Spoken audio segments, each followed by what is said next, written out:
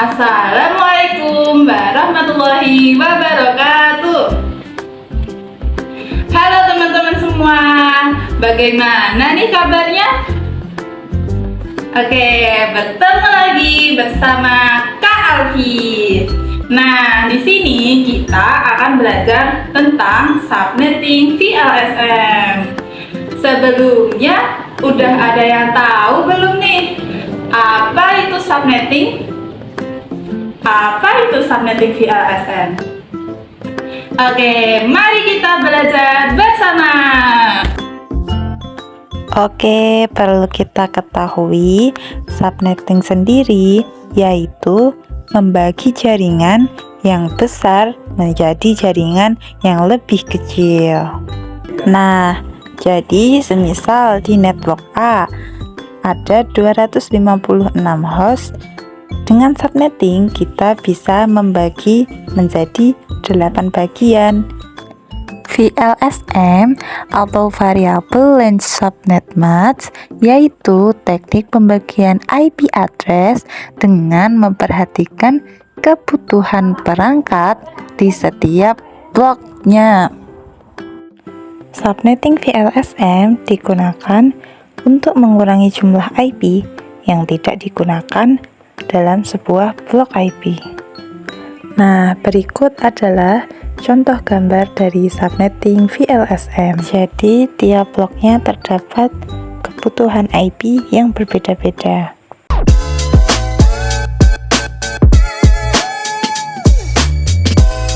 Oke, jadi di sini diketahui dari perusahaan Tevatech memiliki departemen yang terhubung melalui jaringan komputer.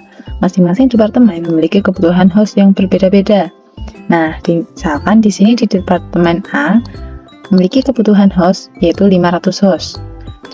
Di departemen B ada 1000 host yang dibutuhkan. Nah, network ID yang tersedia yaitu 172.16.0.0 prefix 16. Yang ditanyakan berapa network ID, rank IP, dan broadcast ID yang bisa digunakan. Nah, dikarenakan dalam tiap blok atau tiap departemen memiliki jumlah kebutuhan host yang berbeda-beda. Yang satunya 1000 host dan yang satunya lagi 500 host. Maka, untuk menghitung network ID, rank IP, dan broadcast ID yang bisa digunakan, kita perlu menggunakan subnetting VLSM. Nah, berikut beberapa langkah untuk melakukan subnetting dengan VLSM.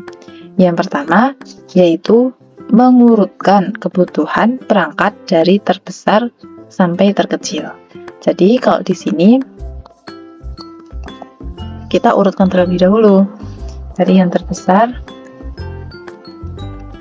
yaitu departemen B yang membutuhkan 1000 host dan departemen A yang membutuhkan 500 host. Kemudian kita hitung dari jumlah kebutuhan perangkat terbesar terlebih dahulu. Nah, yang pertama, carilah 2 pangkat berapa, misal X. Jadi 2 pangkat X yang hasilnya paling mendekati kebutuhan jumlah host. Jadi mungkin juga bisa diingat-ingat dari 2, 4, 8, 16, 32, 64, 128, 256, 512, 10, 24. Nah, jadi kalau semisal ini berarti 2 pangkat 1, 2 pangkat 2, 2 pangkat 3, 2 pangkat 4, 2 pangkat 5, 2 pangkat 6, 2 pangkat 7, 2 pangkat 8, 2 pangkat 9, 2 pangkat 10. Nah, kalau yang dibutuhkan di departemen B itu 1000 host, maka yang mendekati 2 pangkat 10, yaitu 1024. Jadi, yang di sini itu 2 pangkat 10. Nah, kalau yang di sini berarti kalau 500 Hz yang dibutuhkan, jadi 2 pangkat berapa? Kita lihat dari sini, yaitu 2 pangkat 9, yang hasilnya 512. Kita pangkatkan. Nah, kemudian kita hitung deh dari pangkat tersebut. Hitung 32 min X, maka akan didapatkan nilai prefiks CIDR-nya. Jadi kalau di sini yaitu 2 pangkat 10, yaitu 32 min X, X-nya tadi sudah diketahui yaitu 10, berarti 32 dikurangin 10 sama dengan didapatkan nilai prefiksnya. Jadi size 22. Kalau di sini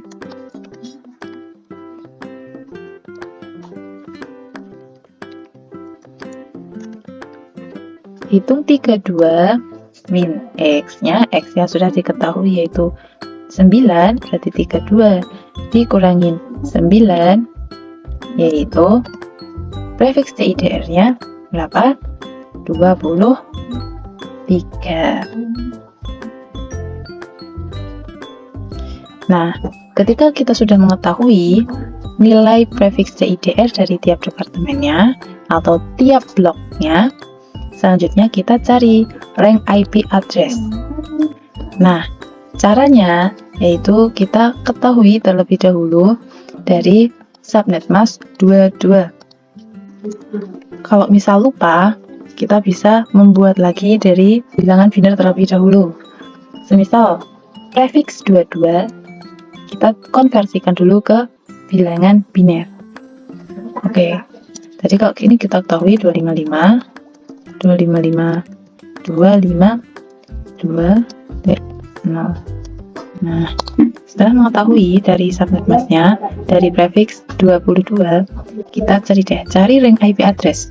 Caranya yaitu 255.255.255.255 lalu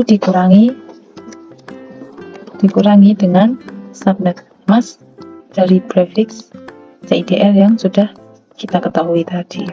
Jadi bisa kita dapatkan 0.0.3.255. Nah, kita udah ketahui dari rank IP address-nya. Jadi rank IP address-nya itu ini. Nah, kita cari deh broadcast ID-nya. Untuk mencari broadcast ID, kita lihat dari network ID yang diberikan. Nah, dari network ini kita tambahkan, kalau tadi dikurang, sekarang ditambahkan dari rank IP address yang udah kita cari sebelumnya ini. Jadinya 172.16.3.255. Nah, di sini kita udah mengetahui dari broadcast ID-nya. Nah, dari departemen B kita udah mengetahui dari network ID-nya yaitu 172, yang ini 172.16.0.0. IP awalnya kita tambahkan saja 172.16.0.1. Nah, selanjutnya kita udah dapatkan dari broadcast ID yang kita cari tadi. Kita tuliskan 172.16.3.255. Nah, untuk IP akhirnya kita dikurangin dari broadcast ID-nya. Jadi 172.16.3.254. Ini untuk departemen B. Nah, untuk departemen selanjutnya yaitu departemen A, kita hitung lagi seperti yang di sini. Nah, kalau di sini prefiksnya 23, jadi kita konversi dulu ke bilangan biner untuk menghitung rank IP address-nya. rumusnya 255.255.255.255 dikurangin dari subnet mask prefix IDR, yaitu 255.255.254.0, yaitu didapatkan 0 titik 0 titik 255 dikurangi 254 yaitu 1.255. Nah, kita udah ketahui nih rank IP address dari departemen A, kita udah dapatkan. Kemudian kita cari broadcast ID dari departemen A. Sebelumnya kita juga perlu cari network ID-nya terlebih dahulu. Untuk mengetahui network ID dari departemen A, kita lihat dari broadcast ID departemen B atau departemen sebelumnya yang kita hitung tadi.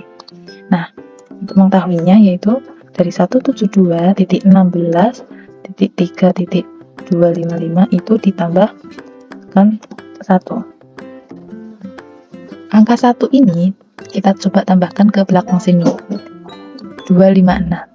Kenapa enggak jadi 172.16.3.256? Karena 256 itu tidak bisa dipakai. Jadinya kita tambahkan angka satunya ke depannya. Berarti 172.16 titik 3 tambah 1 yaitu 4 titik 20.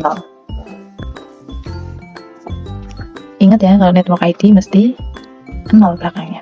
Nah, tulis dari network ID departemen A yaitu 172.16.4.0 ditambah dari rank IP yang udah kita ketahui sebelumnya, yaitu 0.0.1.255. Nah, jawabannya yaitu 172.16.5.255. Nah, dari kita mengetahui dari broadcast ID-nya, kita masukkan ke dalam tabel di departemen A tadi. Jadi network ID-nya kita udah ketahui, yaitu 172.16.4.0. Nah, untuk IP awalnya kita tambahkan 1, jadi 172.16.4.1. Kita tambahkan dari network ID sebelumnya untuk IP awal. Nah, untuk IP akhir kita lihat dulu dari broadcast ID-nya. Nah, diketahui dari broadcast ID-nya yang udah kita cari yang di sini yaitu untuk departemen A, broadcast ID-nya 172.16.5.255. Nah, jadi untuk IP akhirnya yaitu 172.16.5.254. Nah, kita udah mengetahui tabel subnetting VLSM. Jadi kita sudah menjawab dari pertanyaan yang ada untuk network ID, rank IP, dan broadcast ID yang bisa digunakan. Nah, berikut gambaran topologi jaringannya. Cukup dapat dipahami bukan? Kalau ada pertanyaan silahkan bisa dituliskan di kolom komentar. Terima kasih. Wassalamualaikum warahmatullahi wabarakatuh. Bye.